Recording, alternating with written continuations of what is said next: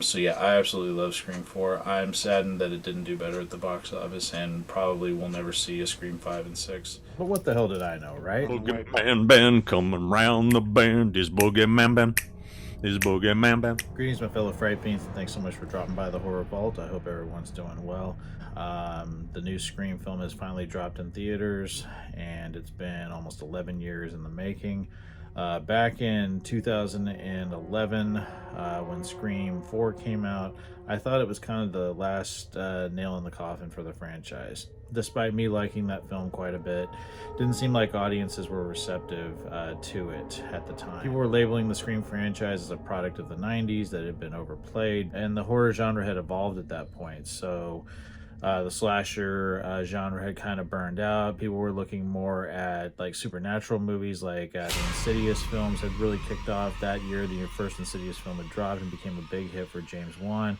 Was kind of his redemption after Dead Silence didn't do very well. And after that, it was like the supernatural films. Of course, the remake trend was still continuing. And then you had films like Final Destination 5 that would drop that year, continuing that successful franchise. So Scream was kind of like, Scream 4 was just kind of looked at as, it wasn't necessary, that there had been a promise of a trilogy, that a lot of people really didn't care for Scream 3. And I think that carried over into the fourth film. And it was sad because it was Wes Craven's last film. And we lost that master back in August of 2015. Of course, we had the Scream television series that was on MTV, and I really enjoyed the first 2 seasons of that, but of course MTV shit the bed with that one, and they ruined it, and I didn't even care to see the 3rd season of it because it sounded horrible. But then there was rumblings that there was going to be another Scream film, and then when it was announced that it was going to be directed by the duo who'd done Ready or Not, which is a film that I absolutely love that came out in 2019 starring Samara Weaving, I was really intrigued because I felt like, who's going to carry on the torch of Wes Craven? Who's going to be able to pick up this franchise now that the master is gone? And Matt Bettinelli-Oplin and Tyler Gillette, Go by Radio Silence, I thought was fantastic in directing this film, and I felt like they could be equally as fantastic picking up the reins from where Wes Craven had left off with Scream 4. And before I get into the review, I did also want to showcase this magazine that I picked up at the grocery store. This is Entertainment Weekly's Ultimate Guide to Scream. 25 years of Ghostface. Yeah, the glare there a little bit. Yeah, this is really awesome. It's got write-ups on all the films, character profiles. Really, really nice. Very well done. Can't wait to read this. We'll be flipping through it tonight now that I've seen the film, and profiles on the directors. It has a write-up about Wes Craven. Really, really worth picking up if you're a fan of this franchise, and if you're like me that didn't think that there was going to be a 5th film after what happened with the 4th one not doing so well. So yeah, really happy to pick this one up. First, I want to thank the sponsor of this video, and that is Kevin over at House of Mysterious Secrets. That's houseofmysterioussecrets.com. I've been buying horror collectibles from Kevin since 2010. Awesome collection of horror items like shirts, hats, toys, posters, soundtracks. If you check out the site, use code 9350 for a one-time 10% off. Tell them the Boogeyman sent you. And like I said, I did see Scream.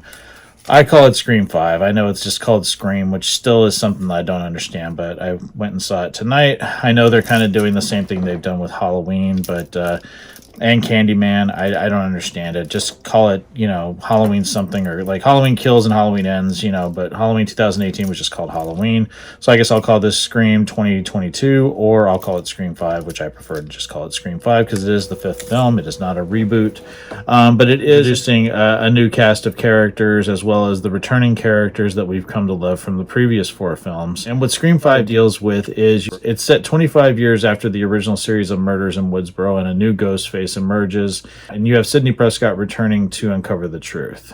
For the cast, you have Neve Campbell as Sidney Prescott, Courtney Cox as Gail Weathers Riley, David Arquette as Dewey Riley, Mary Shelton as Deputy Judy Hicks, Melissa Barrera as Sam Carpenter, Jenna Ortega as Tara Carpenter, Dylan Minnette as Wes Hicks, Jack Quaid as Richie Kirsch, Jasmine Savoy Brown as Mindy Meeks Martin, Sonoya Amar as Liv McKenzie, Mikey Madsen as Amber Freeman, Mason Gooding as Chad Meeks Martin, and of course Roger Jackson returning as the voice of Ghostface. The movie was written by James Vanderbilt and Gary Busick. And the movie was directed by Matt Bettinelli-Open and Tyler Gillette, also known as Radio Silence. So, how was Scream 5? Did it live up to my expectations?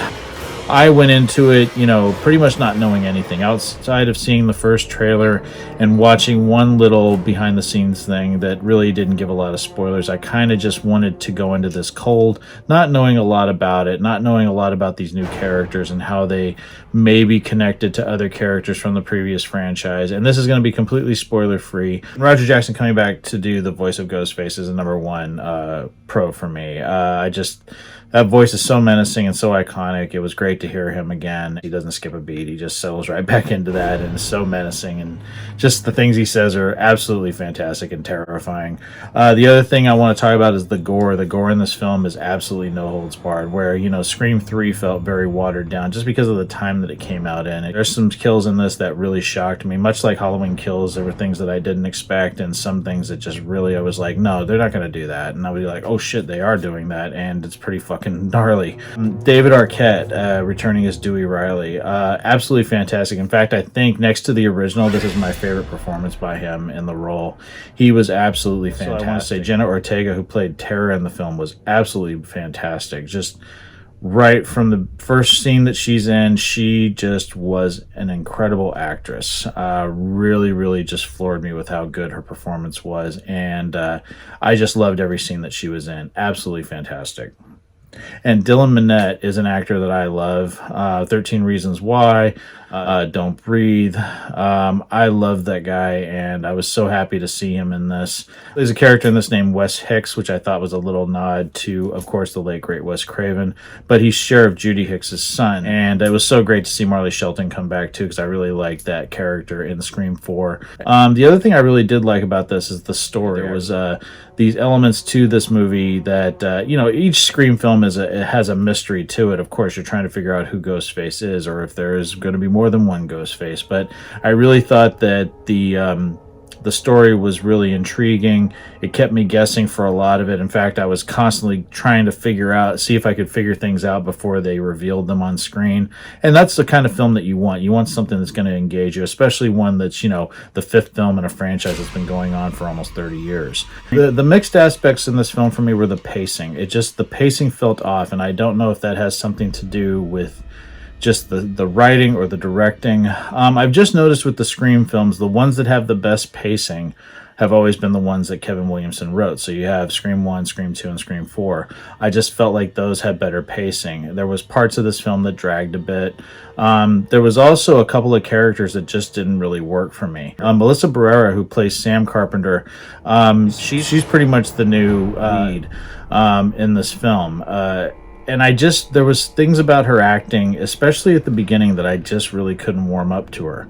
If you go back to the original Scream, as soon as Sidney Prescott, the amazing Neve Campbell, was on screen, you were just engaged with her. And at first, I just couldn't get behind Melissa Barrera. There was just something cold about the way that she delivered her lines, and nothing against the actress. I thought that as the film moved along at its pace, I thought she got better, but there was just something about her that I just wasn't crazy about. And the fact that she's the one that we're supposed to be following, and there's this thing that's revolved around her in terms of what's going on and the motivation behind Ghostface and what's happening in the town of Woodsboro, it had to be somebody that's going to hook you, and for some reason she just didn't hook me right away. The other thing about this film is, of course, not only is Dewey back, the amazing David Arquette, but you also have the amazing Neve Campbell returning as Sidney, and of course Courtney Cox coming back as Gail Weathers. Now, with Dewey, it worked beautifully having him in this film. With Sidney and Gail, it didn't work as well for me. And that's very tragic, because I think Sidney Prescott, Neve Campbell, is absolutely fantastic. I loved every performance by her in this franchise.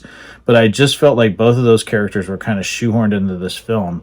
And I really I felt like they were detached from so much of the narrative that was going on and so much of what was happening, that when they finally are, engaged in what's going on. It just didn't feel as warranted, or it didn't feel like it fit as well as it had in the other films. And I really had a hard time with that, and that's what made some of the things that happened towards the third act just didn't have the impact on me that I thought they would. And that's just my opinion about it. The other thing that just didn't really work for me was the motivation of the killer. I don't want to go into too many more specifics because I'm trying to keep this spoiler free, but that element didn't work very well for me as well. I just felt like it was probably one of the weaker motivations in the entire franchise. So yeah, all in all, I really did enjoy Scream 5. There's a lot to like about this film, so I do have a few gripes here and there, but that's just because I've been a fan of this film franchise for so long. I mean, going back to when I was 22 years old and saw the first film. Like I said, there was a couple things I wasn't crazy about, but there was nothing I outright hated. There was a couple of little,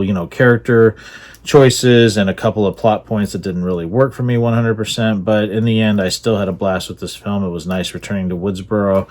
It was nice seeing Ghostface on the big screen again. These characters mean a lot to me. This film franchise means a lot to me. It's one of my favorite horror film franchises of all time. But yeah, it's not the home run that I thought it was going to be, but it was a great time, and I definitely recommend it to any fans of the franchise. I would give Scream 5 4 skulls. So yeah, like I said, it's not my favorite Scream film, but it's not my least favorite either, and I have a lot to sort of think about before I do my ranking of the Scream franchise. I haven't done one of those in a long time, going back to early 2014, in fact January of 2014, which was a requested video that I did. It'll be fun to sort of figure out my ranking, and I plan to do that this weekend and post that video either late this weekend or early next week. If you have seen Scream 5 or Scream 2022, whatever you guys want to call it, let me know what you guys think down in the comment section below. Please, no spoilers. I really want to keep this spoiler free because the movie is just dropping and there's a lot of people that might not have been able to see it yet. So I really don't want anything spoiled for people. I really purposely stayed away from all of the stuff that was dropping, even interviews with the cast. I just really wanted to go into this green and just, based on my knowledge of the previous 4 films, just wanted to go in with that knowledge and be taken on a ride back to Woodsboro and the world of Ghostface. So yeah, I had a great time. I took my little buddy into the theater with me, so Ghostface was hanging out with me as I watched the film. And thanks so much everyone for stopping by. I hope everyone's doing well, and I promise there's some really cool horror content coming up very, very soon. So take it easy, stay scared as always. Peace. Hey fellow Fright Fiends, just want to say thank you again for supporting Boogeyman Ben's Horror Zone. If you're brand new to the channel and you haven't yet subscribed, please hit the subscribe button down below, hit the bell notification so you're updated every time I drop a new video. I typically do this once or twice a week with new content. I've been doing this for over 11 years, and the horror genre is a passion of mine, and it really means a lot to me that I can share that passion with all of you guys. Thanks so much again for the support, and I'll talk to you again later. Take it easy, stay scared as always. Peace.